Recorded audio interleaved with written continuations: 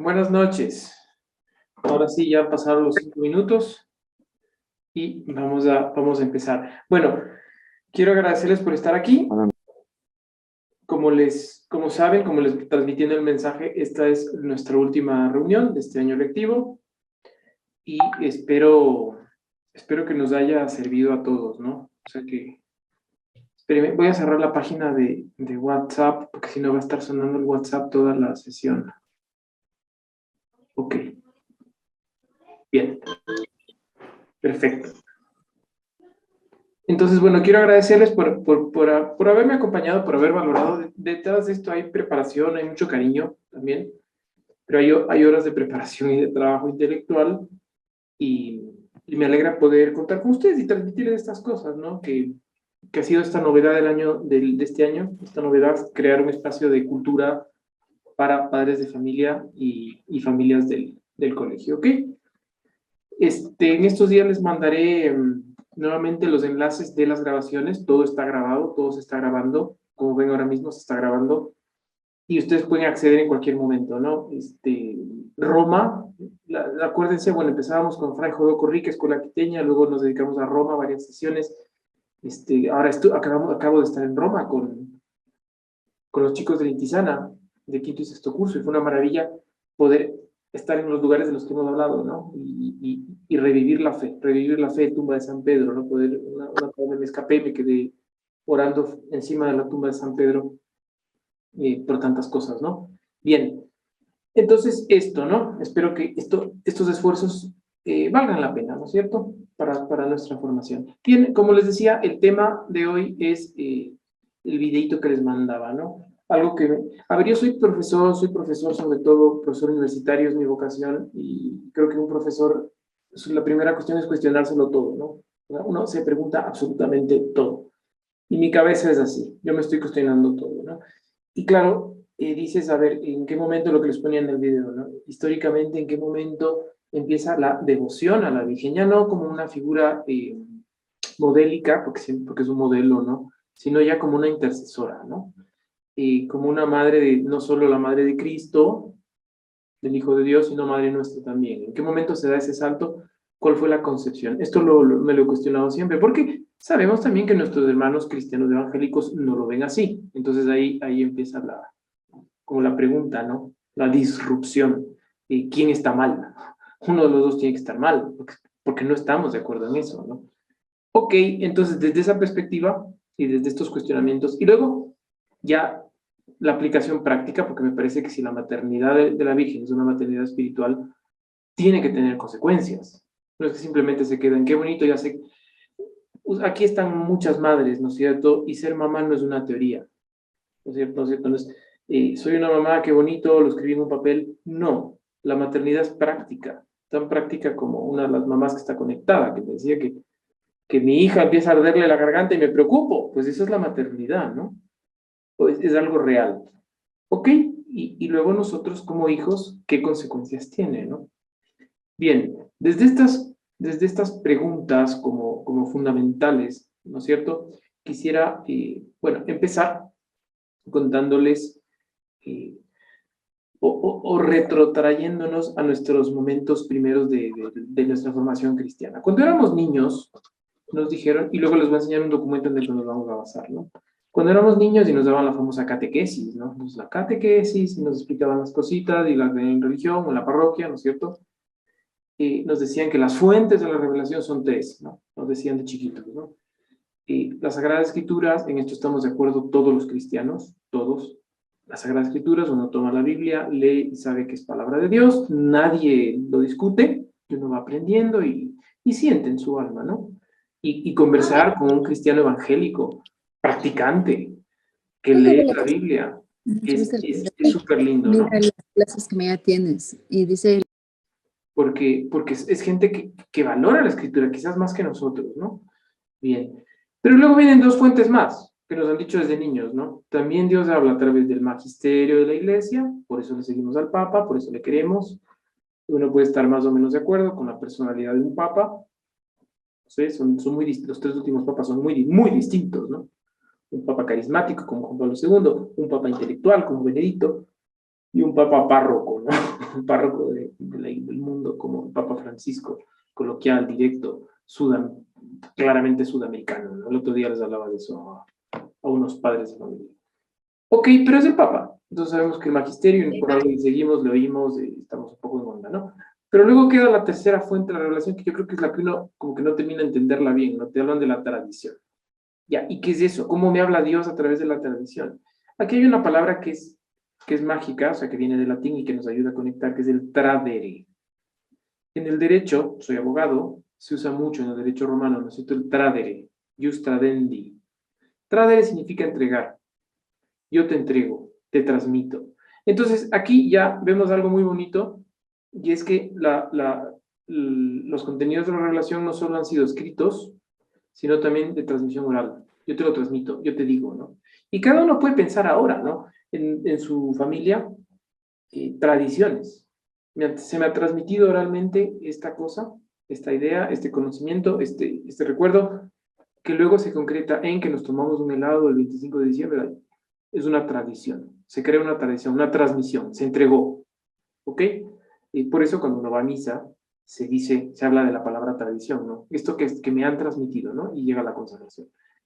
Eso es muy especial, esto es bueno tenerlo en cuenta, ¿no? Porque hay muchas tradiciones o muchos conocimientos que nos han llegado a través de las tradiciones y de la tradición. Se habla de tradición mayúscula y las tradiciones, ¿ok?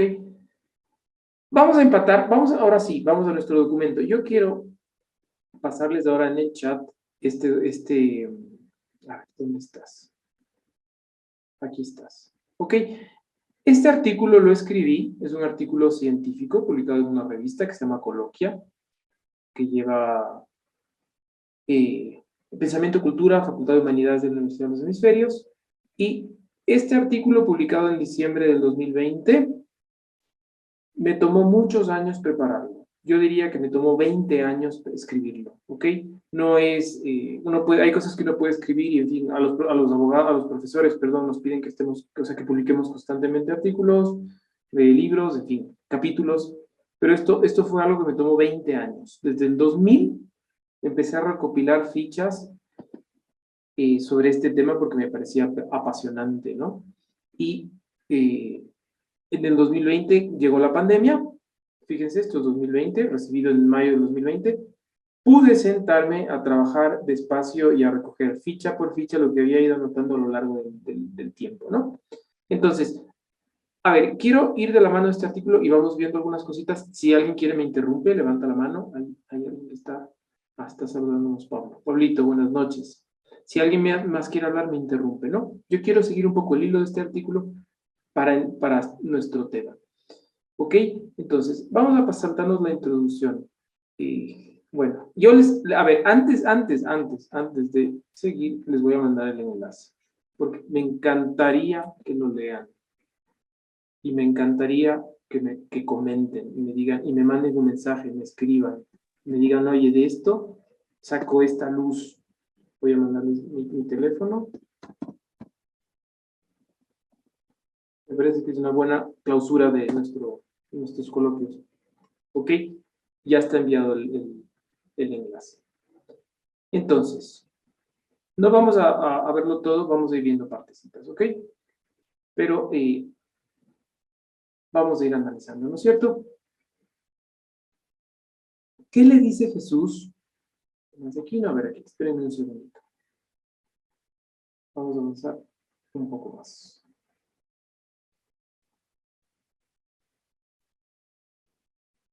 Ok, vamos a empezar aquí.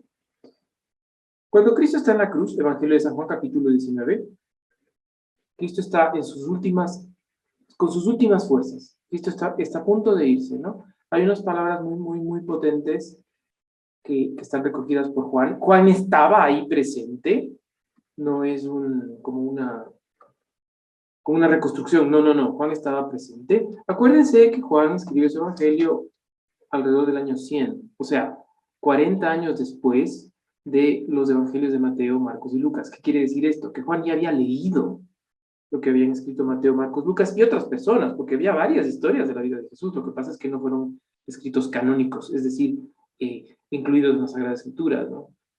Y Juan decide escribir un evangelio que contenga lo que no ponen los otros y que sea muy, muy teológico, ¿no es cierto? Y de hecho el Evangelio de San Juan, no me alargo, solamente les cuento, no es un evangelio que se llama el Evangelio de los signos y de la hora, ¿no? Porque van cumpliéndose unos signos, que son los milagros, hasta llegar a la hora. Y Cristo dice, no ha llegado mi hora, no ha llegado mi hora. Acuérdense el Evangelio de San Juan, bodas de Caná, cuando llegan a la boda y la Virgen le dice a Jesús, ¿no? Hijo, no tienen vino, no ha llegado mi hora. Estoy en la parte de los signos, hago milagros para que sepan que soy el Hijo de Dios, que yo soy. Sí, unido a Éxodo 3:14, ¿no? Yo soy, ¿ok? Y hace el signo, su primer signo, convertir el vino en agua. Y así sucesivamente, sigue este evangelio teológico que es precioso, es circular, es un evangelio hermoso, el evangelio de San Juan es circular, ¿no? Empieza como empieza el Génesis, es como cerrar las Sagradas Escrituras. No me alargo, no es el tema, pero vale la pena darle vueltas desde esa perspectiva. Solo una cosa más, Mateo, Marcos y Lucas hablan en la última cena de Cristo convirtiendo el pan y el vino en su cuerpo y sangre. Juan ya no habla. Juan te habla de qué era lo que Cristo llevaba en el corazón, el discurso sacerdotal, del capítulo 13 al 15. ¿Ok? Hay que saber un poquito esto para tener nuestros conocimientos. Ahora sí vamos al grano. ¿Qué le dice Jesús a punto de morir a la Virgen? Mujer, ahí tienes a tu hijo. ¿Ok? He puesto las palabras en griego porque los evangelios parece que existió un evangelio de Mateo en arameo, pero no consta. Los evangelios están en griego, ¿no? Entonces están los códigos, ¿no?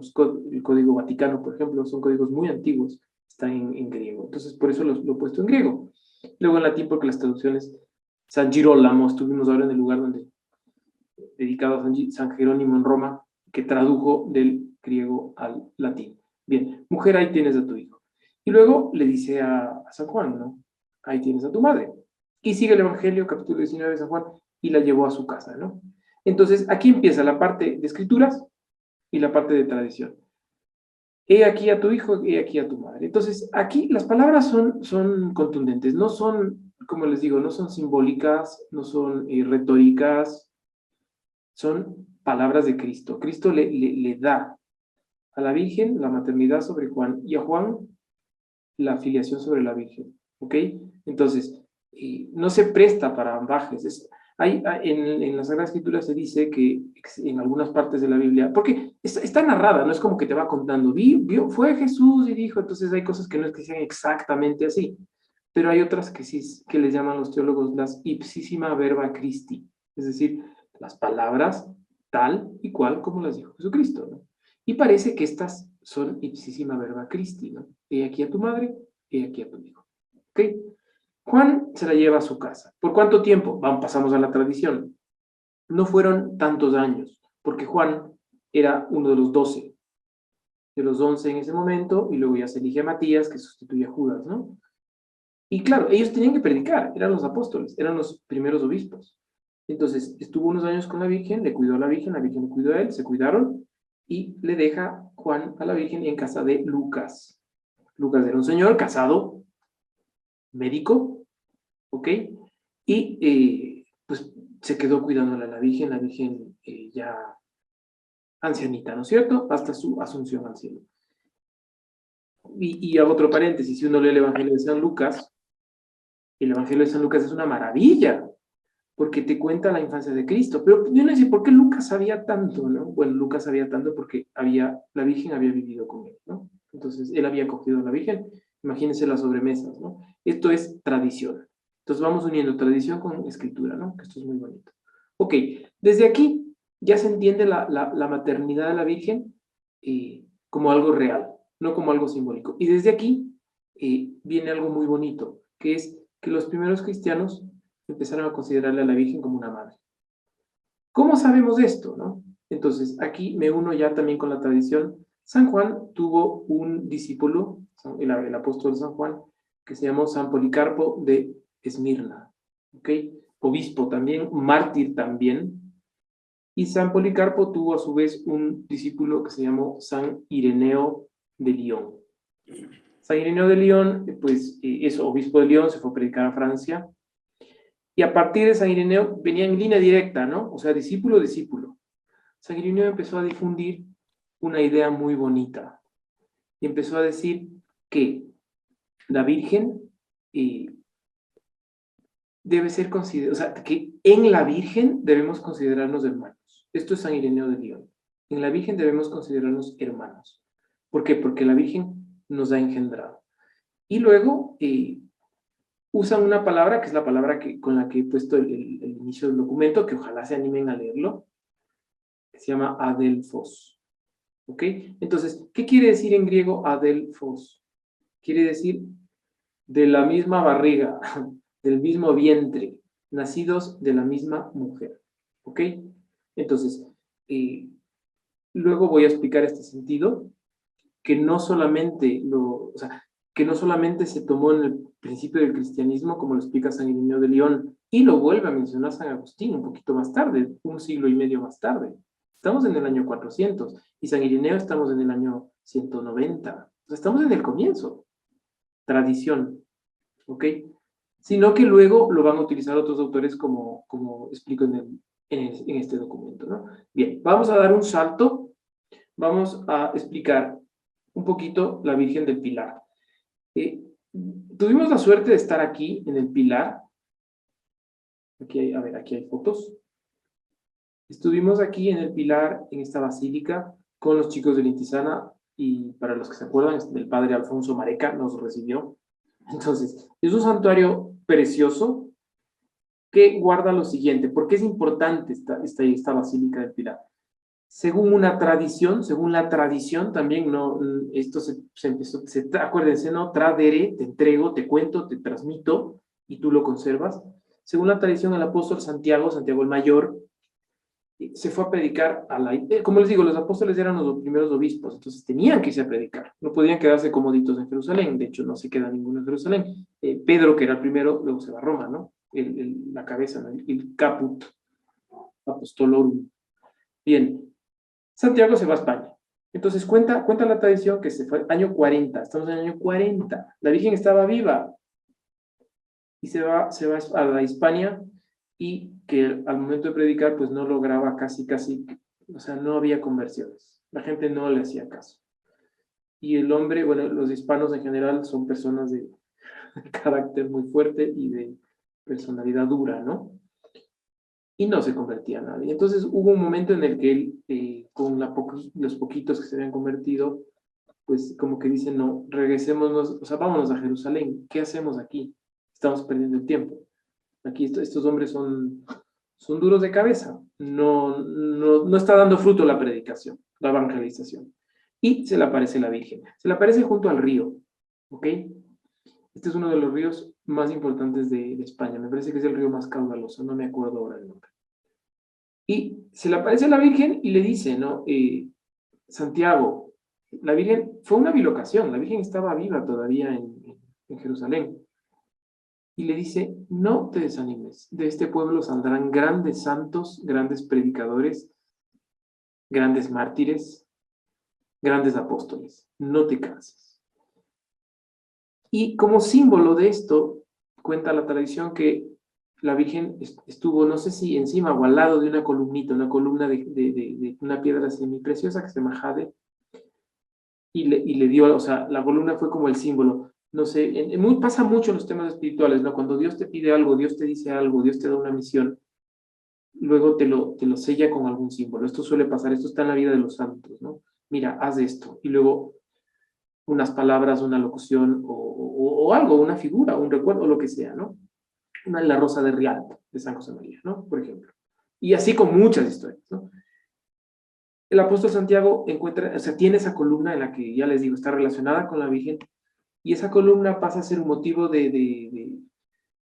no sé si llamarlo veneración, quizás sí, ¿no?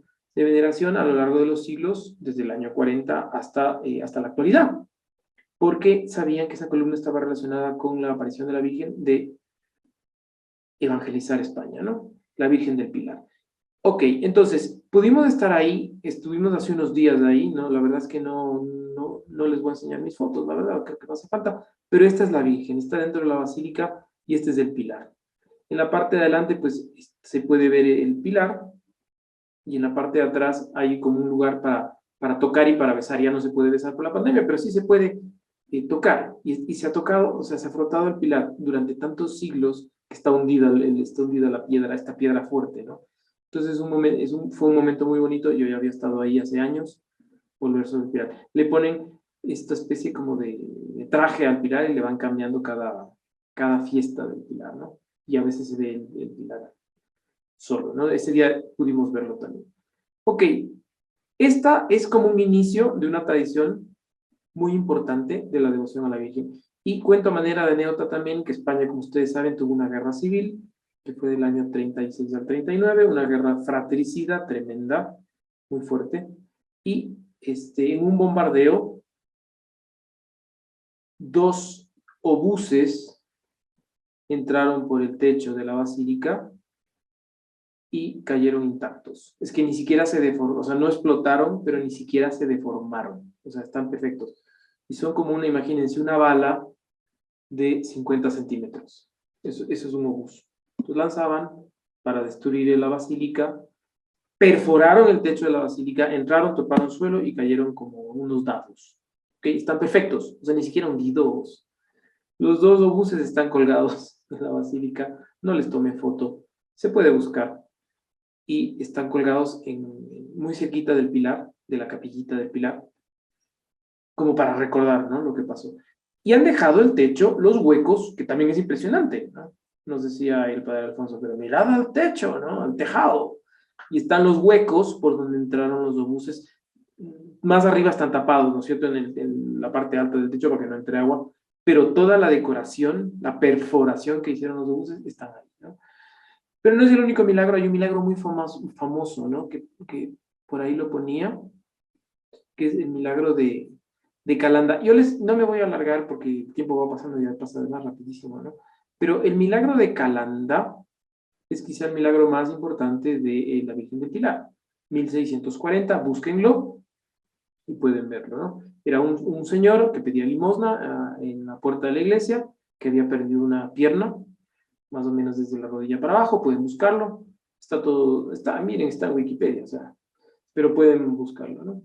Y este hombre, en un momento determinado, pues una carroza de un pariente pasa por encima de la pierna, pierde la pierna y se queda eso de mendigo en la puerta de la iglesia, ¿no? Mucha gente lo vio, cientos, miles de personas lo vieron, y él, encomendándose a la Virgen del Pilar, una mañana, le estoy resumiendo, ¿no?, recupera su pierna, amanece con la pierna. Van al cementerio donde habían puesto en una cajita su pierna mutilada y ya no estaba, ¿no? Entonces, hay varios escritores y científicos que han analizado este milagro porque o sea, es un milagro, ¿no? Está completamente documentado. Bien, ¿por qué cuento todo esto? Y volvemos a nuestro documento. Porque estamos hablando, no, esto es otra cosa. Porque estamos hablando de los primeros momentos de devoción a la Virgen, ¿no es cierto? De esos primeros cristianos que acudían a la Virgen, que la Virgen les apoyaba, la Virgen les ayudaba y que se llamaban hermanos en ella. Ok, entonces aquí viene ya la explicación de hermano Adelfos del mismo vientre. ¿Cómo puede eso entenderse en María, no es cierto? Porque nosotros nacimos de nuestras mamás y ya, ¿no es cierto? Entonces aquí lo que quiero explicar, cómo la Virgen es sagrario de la humanidad, ¿ok? Sagrario de la divinidad de Cristo, ya sabemos, pero de nosotros, ¿cómo se explica, no? Entonces, aquí nos vamos a ir a algo muy quiteño, muy nuestro, que es la Virgen del Panecillo. Esta imagen que nos suena tanto, hoy estaba visitando a una persona muy querida, hace un momento me vine caminando y veíamos el atardecer, y desde el atardecer veíamos a la Virgencita en el Panecillo, ¿no? Y le pedíamos por Quito y por el Ecuador en estos días tan complejos que estamos pasando, ¿no? Que la Virgen nos ampare y que esto pase rápido y volvamos a la normalidad. Esta imagen, la Virgen de Quito, como ustedes saben, está hecha por Miguel de Legarda, no hay una, hay varias. Yo creo que esta que está aquí, por ejemplo, es original. Legarda, ¿en qué se basa? Entonces aquí vamos a entrar en nuestro tema, ¿no? Se basa en el Apocalipsis. Otra vez, San Juan. San Juan escribe el Evangelio y también es el autor del Apocalipsis. En el capítulo 12 del Apocalipsis se narra lo siguiente, y vamos a hacerle clic a cualquiera de estas imágenes. Dice, apareció una luz en el cielo, una mujer vestida de sol, con un manto de estrellas, no es textual, habría que revisar el capítulo 12, ¿no? Pero vestida de cielo, con la luna bajo sus pies, y una corona de 2 estrellas. Aquí no se ve tanto la corona, ¿no? Y aparece esta mujer en el cielo, ¿ok? Y te dice el Apocalipsis que está a punto de dar a luz. Entonces, aquí está todo en el documento que les he pasado, ¿no? Pero aquí viene la pregunta, ¿no? La mujer vestida de sol o vestida de cielo, no me acuerdo ahora, con la luna bajo sus pies, coronada de 2 estrellas. ¿Quién es? ¿Quién es esa mujer? Se han dado muchas interpretaciones, ¿no? Esto es Apocalipsis, igual escrito en Patmos, en una isla, cuando le desterraron a San Juan en el año 100 también. ¿Qué quiere decir Juan con esa visión, no? Una interpretación es el pueblo de Israel, ¿ok? La segunda interpretación que se tiene es la iglesia. Y la tercera, que la empiezan a tener ya también desde los primerísimos años del cristianismo, es la Virgen, ¿ok? Los autores más doctos en este tema dicen, son 3 interpretaciones, pero es que no es que se oponen, sino que se complementan. Pueblo de Israel, iglesia, la iglesia, luego la Virgen, ¿ok? Entonces, más información en el documento que les mandé. ¿Qué pasa en este momento, no? Que esta mujer que está a punto de dar a luz, y uno dice, bueno, dice el Apocalipsis, y que tiene dolores de parto. Entonces ahí viene como una contradicción. Uno dice, bueno, la Virgen cuando estuvo embarazada de Cristo no tuvo dolores de parto. Y fue todo milagroso, ¿no? Entonces, una concepción milagrosa y un parto milagroso, no hubo dolor. Pero, ¿por qué esta mujer tiene dolores de parto? Sigue el Apocalipsis y te dice, aparece el dragón. Un dragón, dice en latín, Rufus Magnum, ¿no? Un dragón grande, bravo, ¿no? Y te dice que el dragón está esperando que la mujer dé a luz para devorar a la criatura. En ese momento, Dios le da alas, seguimos con el Apocalipsis, les da unas alas para que la mujer pueda huir del dragón y el niño nazca en el desierto. Y el niño nació y gobernó. ¿Ok? Bien. Cuando uno lee, volvemos a la tradición.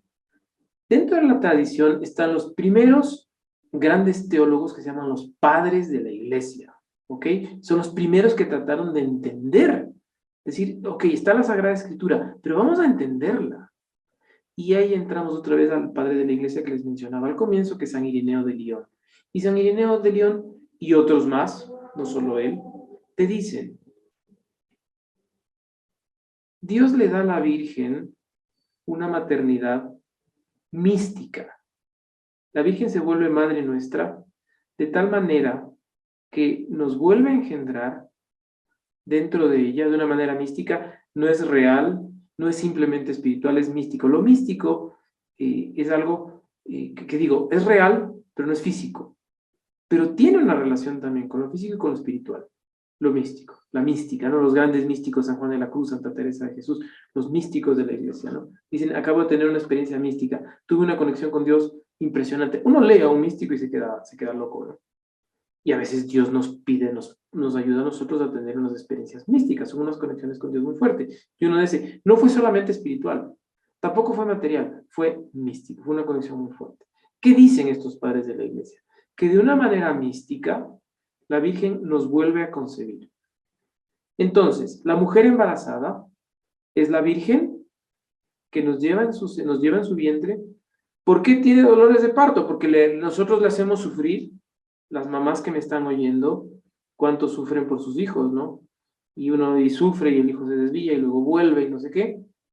Pero nos está regenerando, es la palabra que usa Ireneo de León, nos regenera para el cielo, nos está preparando para el nacimiento hacia el cielo, para que nosotros seamos esos hijos que vamos a gobernar con Dios de alguna manera, de una manera espiritual, ahí sí, espiritual, ¿ok?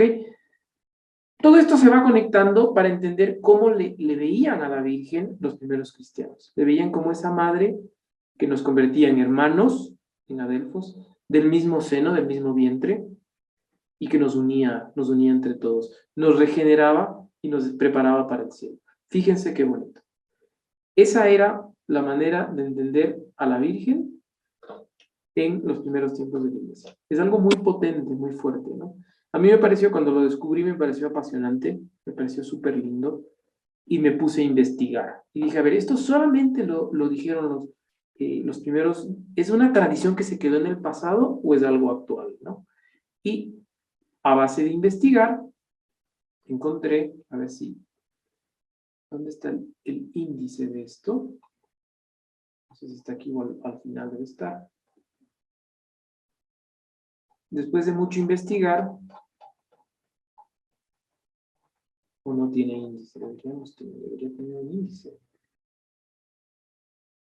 Bueno, no encuentro el índice, entonces vamos a ir bajando. Me di cuenta que no era una cosa aislada del principio del cristianismo, sino que muchos autores a lo largo de los siglos habían dicho lo mismo, ¿no? Bueno, léanlo, ahora mismo no podemos agotarnos con todo lo que está aquí escrito, que ya les digo, me parece a mí súper bonito. Ireneo de León, de 130 al 202, ya lo he hablado de él, pero lo vuelven a repetir. Andrés de Creta, nace en el 650, muere en el siglo VIII, vuelve a repetir lo mismo. Somos hijos de María, adelfos, hijos en su vientre, nos regenera, somos hermanos, lo vuelve a repetir. Seguimos en el tiempo, fíjense, estamos ya en el 650. Tomás de Aquino, en el es del siglo XIII, ¿no es cierto? Vuelve a mencionarlo. Aquí nos damos ya un salto al 1600 y 1700, ¿no es cierto? Con un gran teólogo amante de la Virgen, Luis María Griñón de Montfort, que seguramente le suena por la famosa consagración a la Virgen. Él escribe un manualito que pasó mucho tiempo oculto y que ha sido como una pauta de devoción a la Virgen. Y la Virgen le dijo a él en un momento místico, le dijo, mira, tu librito va a servir muchísimo para que mucha gente me tenga devoción, ¿no? Y de hecho el libro pasó oculto más o menos un siglo y medio y luego este tratado de la verdadera devoción, les recomiendo que lo lean en algún momento de su vida, de la verdadera devoción a la Santísima Virgen. Bueno, este caballero, Luis María Griñón de Montfort, dice unas cosas realmente hermosas sobre la Virgen y la Virgen Madre nuestra, ¿no? Cabeza de la humanidad. Aquí ya se une también con la teología, iba a decir vaticana, no sé si llamarla vaticana, del Papa, ¿no? De la Iglesia como cuerpo místico de Cristo. Entonces, si la Virgen da a luz a la cabeza, que es Cristo, también nos da a luz a nosotros, que somos parte de ese cuerpo místico, que es un cuerpo real, es una unidad muy fuerte, ¿no? Ok, Griñón de Montfort, les animo a que lo lean, lo vuelve a decir con mucha fuerza el Papa San Pío X. Como les dije, acabo de estar en Roma con los chicos de la Intisana, quinto y sexto curso. Uno entra a la Basílica de San Pedro, empieza el recorrido por la derecha, ya les he contado, termina por la izquierda, saliendo, digamos, ya se vuelve tu derecha, y al final hay un altar con un cuerpo incorrupto que se ve ya casi en la salida de la Basílica de San Pedro, es el cuerpo de San Pío X, ¿ok? Que fue un santo también en épocas convulsas, fíjense, inicio de la Primera Guerra Mundial, y vuelve a decir lo mismo, ¿no? La Virgen Madre de Cristo, la Virgen Madre nuestra, ¿no? No les voy a leer los textos, pero yo les animo a que lo lean. Hay otro gran teólogo, Galígula Grange, que es muy famoso, vuelve a repetir lo mismo. Seguimos un poco paseando en la historia. Lo vuelve a decir un gran amante de la Virgen, San Juan Pablo II. Todo lo que acabo de decir adquiere la altura de magisterio de la Iglesia en el momento en el que el Papa ya lo menciona en documentos pontificios, ¿ok? Entonces esto es muy fuerte, ¿no? Porque ya lo dice en una audiencia papal, por ejemplo, citando a Ireneo de León, y luego ya en documentos, bueno, sí, documentos pontificios, ¿no? Entonces, claro, ya no es simplemente un teólogo que me lo dice, ya lo está diciendo el Papa en su catequesis. Les animo a que lo revisen, ¿no? Y ya por último, esto es muy fuerte, ¿ah? Lo pone en una encíclica. Las encíclicas son uno de los documentos pontificios más importantes, más solemnes. Un papa no se pasa escribiendo encíclicas, son poquísimas las encíclicas que escribe. y en la Evangelium Vitae lo vuelve a mencionar, ¿no? Refiriéndose a la iglesia, lo conecta con la Virgen. Acuérdense, Juan Pablo II, su frase del pontificado, totus tus, ¿no? Que es una frase de Luis María Griñón de Montfort, totus tus ego sum, yo soy todo tuyo, María, ¿no? Breve mi cortum. Hay otro gran teólogo que está vivo, que se llama Scott Hahn, y que también vuelve a hablar de lo mismo, y que es un poco el que a mí me abrió los ojos.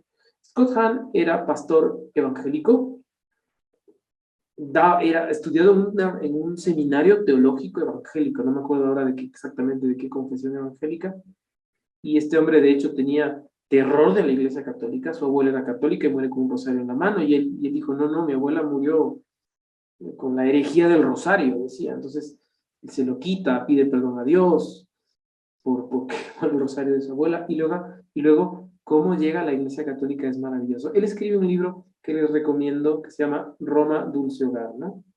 Y pongo aquí de fácil lectura, Rome Sweet Home, ¿ok? Yo les animo a que lo lean también, Roma Dulce Hogar, o en inglés, se lee muy bien en inglés también, ¿no? Y él explica su conversión al catolicismo. Tuve la suerte de conocerlo y en algún viaje a Europa, ¿no? Coincidimos. Bueno, él explica de manera maravillosa lo que acabo de contar. Y por último, el último que cito yo, que es más contemporáneo, ya más moderno, es este caballero.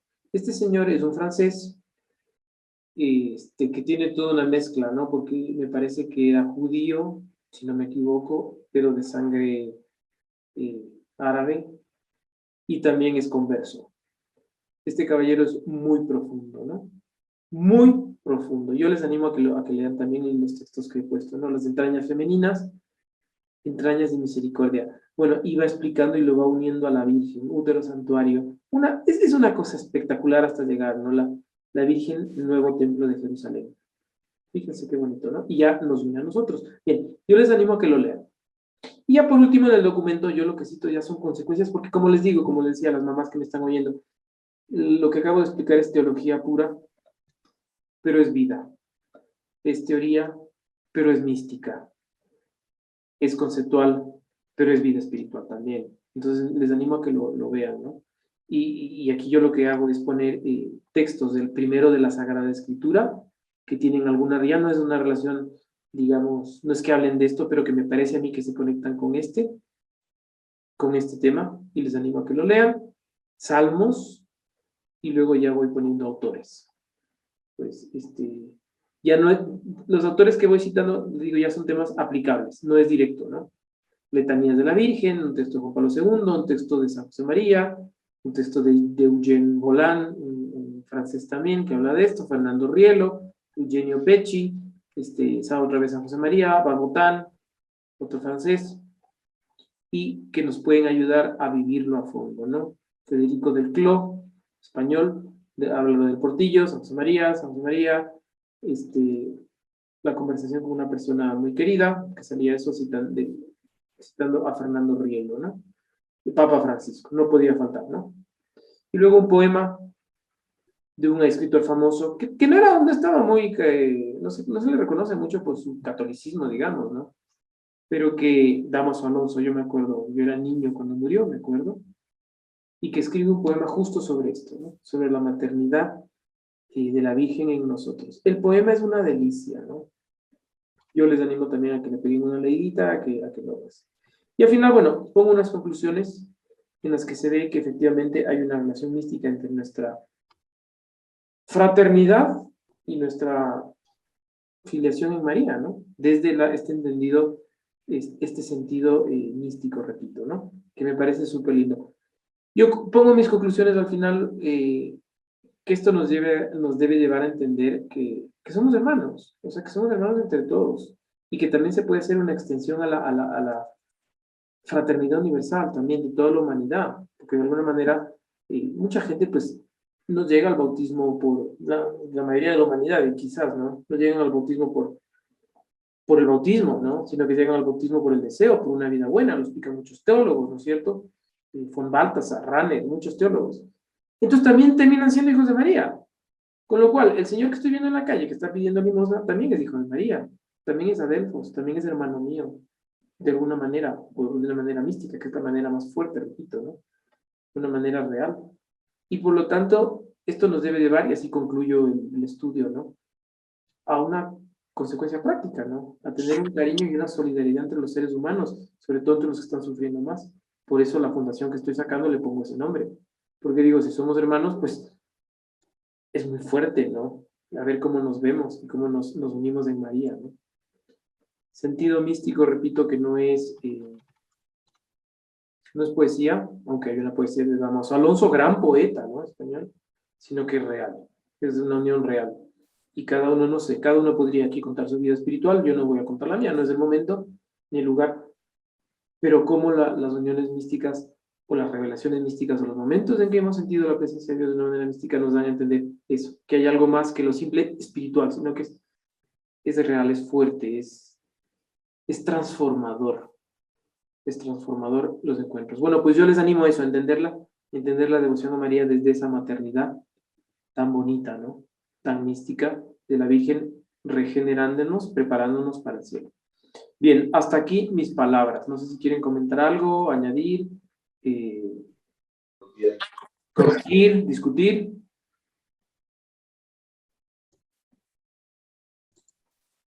Jimmy, ¿Preguntar? Sí, Pablo. Pablito. yo, me emocionaste con el tema de la Virgen del Pilar. ¿Por qué? Porque si tú vas a la iglesia de San Francisco, ingresas hacia la nave, al lado izquierdo, allí está la Virgen del Pilar. Y la Virgen del Pilar fue un regalo que, por ende, bueno, aquel tiempo pues estaba el comisario general de las Indias, el padre Maldonado, pero él llevó ese regalo, una estatua pequeñita, a, a la iglesia de San Francisco. Y después se incendió esa capilla. Cuando se incendió, la preocupación era qué sucedió con la imagen, pero fue lo único que quedó intacto. ¿Sí? Es una maravilla que me hayas hecho recordar sobre la Virgen del Pilar, porque años que viví en el centro histórico y cuántas veces acudí para ese lado. Y la historia que tú contaste de la Virgen del Pilar está en los retablos, está en el retablo y en unos cuadros pequeñitos cuentan la historia de la Virgen del Pilar y ese regalo que fue por el año de 1630. Mira que la Virgen más o menos está desde el año 1100 y ha ido teniendo sus espacios, su vida, ¿no?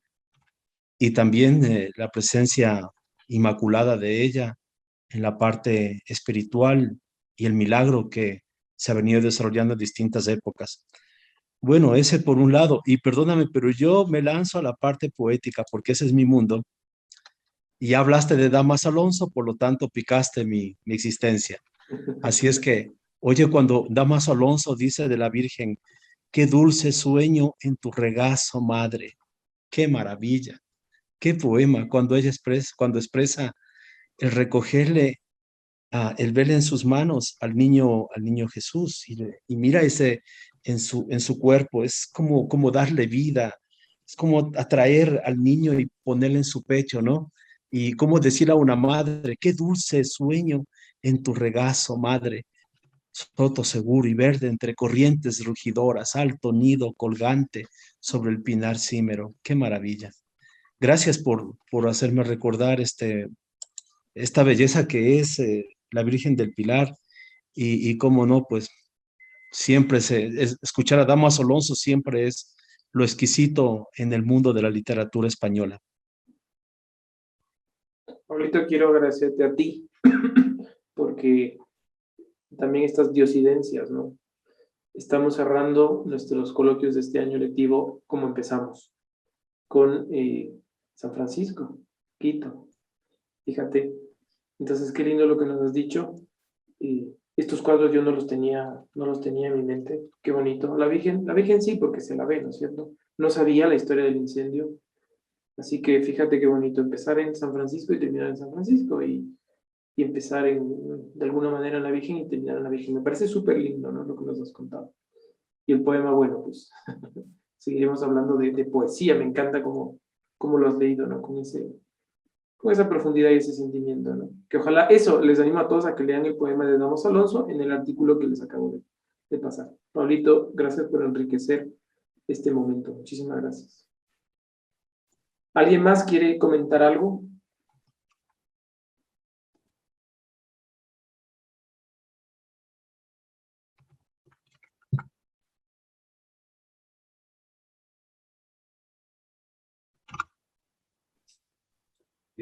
Sí, yo, buenas noches.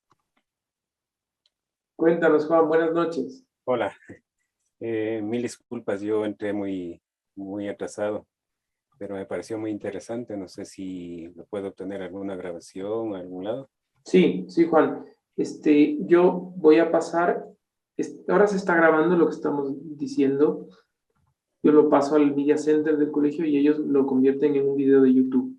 En cuanto esté el video, pediré que les hagan llegar a todas las personas del Colegio Tisana para que puedan ver la grabación. Pues ahí podrás verla completa. Ya, muchísimas gracias. De nada, Juan, con mucho gusto. Bueno, a ver, Gisela, nos dices, no somos solamente sus hijos, somos sus caballeros. Y el deber de un caballero es luchar. San Maximiliano Kolbe. Qué bonito. Gracias, Gisela. Precioso, ¿no? Y Maximiliano Kolbe es un ejemplo, ¿no? Si no me equivoco, es el mártir que da su vida, ¿no? Estaba en un campo de concentración alemán y ofrece su vida a cambio de un padre de familia. Él era sacerdote, Maximiliano Kolbe, ofrece la vida a cambio de un sacerdote que tenía su esposa y sus hijos, ¿no? Y que luchó hasta el final, ¿no? Mártir de la iglesia. Gracias, Gisela. ¿Algo más que quieran comentar?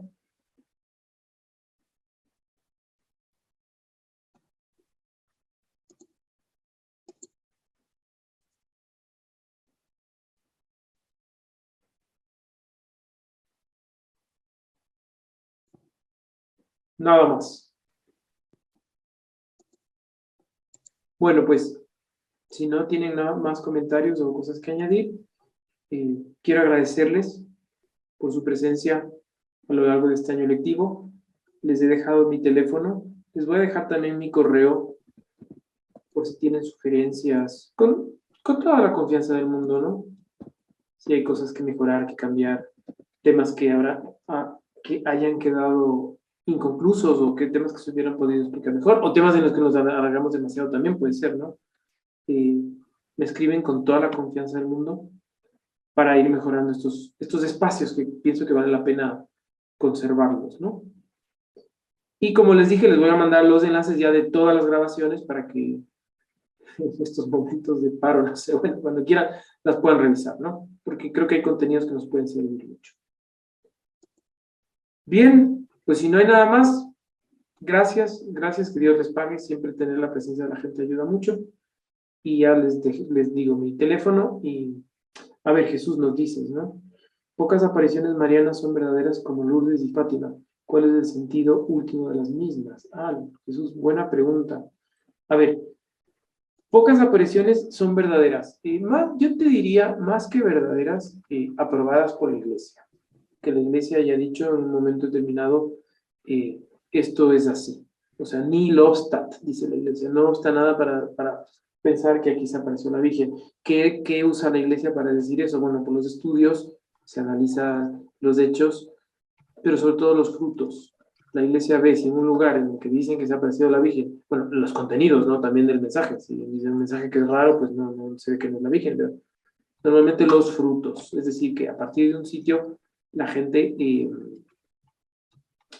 se haya transformado, haya cambiado. Yo no sé si ustedes han estado en Lourdes, ya que mencionas a Lourdes, Jesús.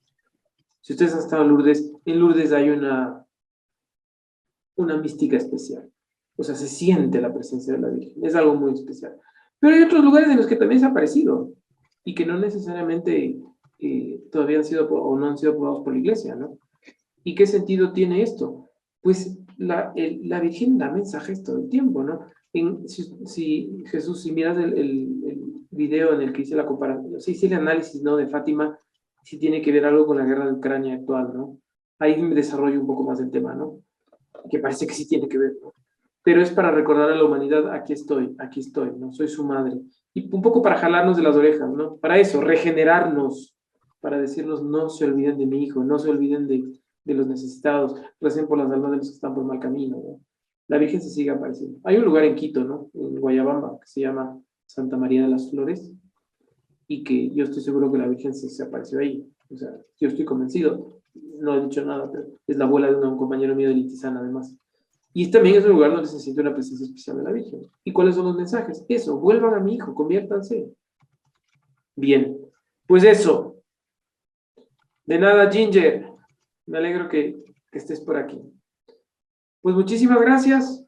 A ver, hay algo más. No conozco mucho sobre detalles de la Virgen de Guadalupe. Sin embargo, es que Guadalupe es impresionante, Juan. Sin embargo, los estudios científicos que se han realizado sobre la imagen revelan datos sorprendentes, efectivamente. Como por ejemplo las imágenes que dicen que está en sus pupilas, siendo la del indígena, la del indio Juan Diego, efectivamente, dueño del mantito de la tilma. Efectivamente, sí. Yo hablo de la Virgen de Guadalupe en el artículo este de Adelfos y me encantaría, si quieres, lo lees y luego conversamos. Porque también Guadalupe es pasado, pero es futuro. ¿Ah? Guadalupe es algo que va a venir.